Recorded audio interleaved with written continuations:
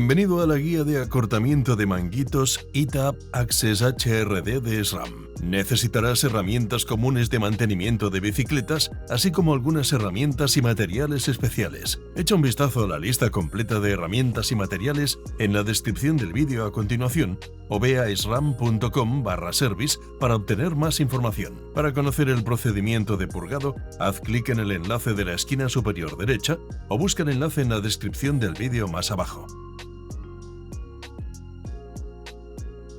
Desmonta la rueda de la bicicleta siguiendo las instrucciones del fabricante. No dejes que el líquido de frenos DOT entre en contacto con las pastillas o los rotores. Las pastillas o rotores contaminados pueden reducir el rendimiento de los frenos. Dobla la cubierta del capuchón hacia adelante. Sujeta una toalla de taller debajo del manguito, en su punto de conexión, para absorber el líquido de frenos DOT que pueda gotear al desconectarlo. Coloca una llave de boca de 10 milímetros en el cuerpo de la válvula y una llave para tuercas abocinadas de 8 milímetros en la tuerca de compresión para aflojar y retirar la tuerca y el manguito.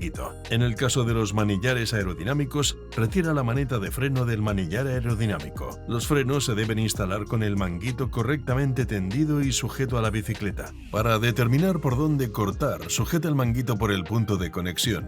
Debe tener una longitud que cree una curva suave y que permita que el manillar gire libremente de un lado a otro. En el caso de los manillares aerodinámicos, para determinar por dónde cortar el manguito, mide 20 milímetros desde el extremo del manillar aerodinámico. Usa un cortamanguitos hidráulicos para cortar el exceso de manguito. No cortes el manguito por el lado de la pinza de freno. Puede gotear una pequeña cantidad de líquido de frenos DOT del manguito al cortarlo. Esto es normal. Limpia inmediatamente con agua el líquido DOT que entre en contacto con las superficies pintadas. Al volver a montar cualquier freno SRAM con raccord de compresión y conector del manguito, se debe utilizar un conector del manguito Stealth A-Magic nuevo y un raccord de compresión Stealth A-Magic rojo nuevo. Es posible que en fábrica se haya instalado un raccord de compresión Stealth A-Magic no rojo que funcionara correctamente antes de la desconexión. Al volver a conectar, se debe instalar un conector del manguito Stealth A-Magic nuevo y un raccord de compresión Stealth A-Magic rojo nuevo. Los manguitos de freno montados con un conector del manguito y un raccord de compresión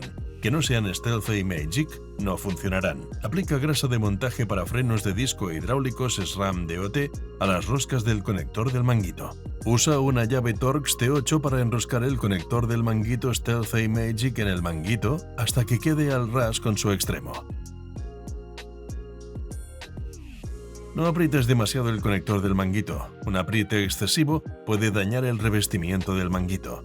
Enrosca el raccord de compresión en el conector del manguito en sentido antihorario hasta que quede al ras o ligeramente por debajo del conector.